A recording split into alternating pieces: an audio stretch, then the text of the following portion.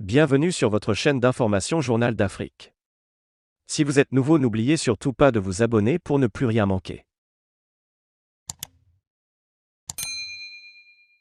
Une attaque imputée à des djihadistes contre un camp de l'armée malienne a fait de nombreux morts vendredi à Mondoro, dans le centre du pays, ont indiqué à l'AFP différents interlocuteurs informés de la situation. Ces interlocuteurs ont laissé entendre que les morts étaient nombreux dans les rangs des soldats eux-mêmes.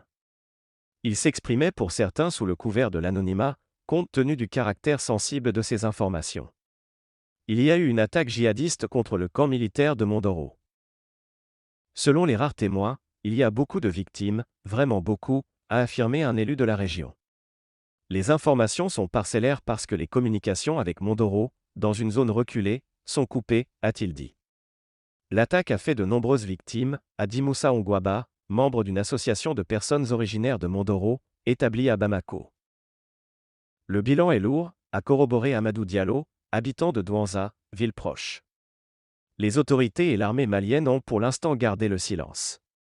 Un responsable militaire interrogé par l'AFP a confirmé l'attaque et assuré que l'armée de terre et l'armée de l'air avaient vigoureusement réagi.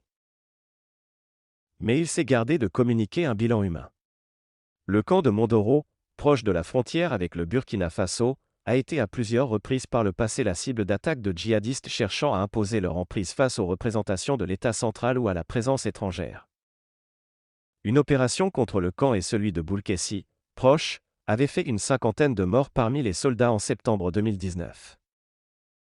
Le camp se trouve dans l'un des principaux foyers de la violence qui, parti du nord du Mali avec des insurrections indépendantistes et djihadistes en 2012, s'est étendu au centre et au Burkina et au Niger voisin.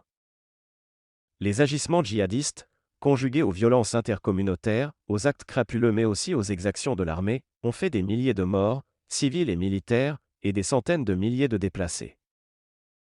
L'attaque de vendredi survient en pleine reconfiguration militaire. Au cours des derniers mois sont arrivés au Mali de nombreux renforts présentés par les autorités maliennes comme des instructeurs russes et par les Occidentaux comme des mercenaires. La France et ses alliés européens au sein du regroupement de forces spéciales Takuba viennent, eux, d'annoncer leur retrait militaire du Mali. Sur fond de vives tensions diplomatiques entre la junte au pouvoir depuis 2020 et certains des partenaires du Mali, au premier rang desquels la France, l'armée malienne ne cesse depuis des semaines de proclamer les succès contre les djihadistes depuis le déclenchement d'une opération en décembre.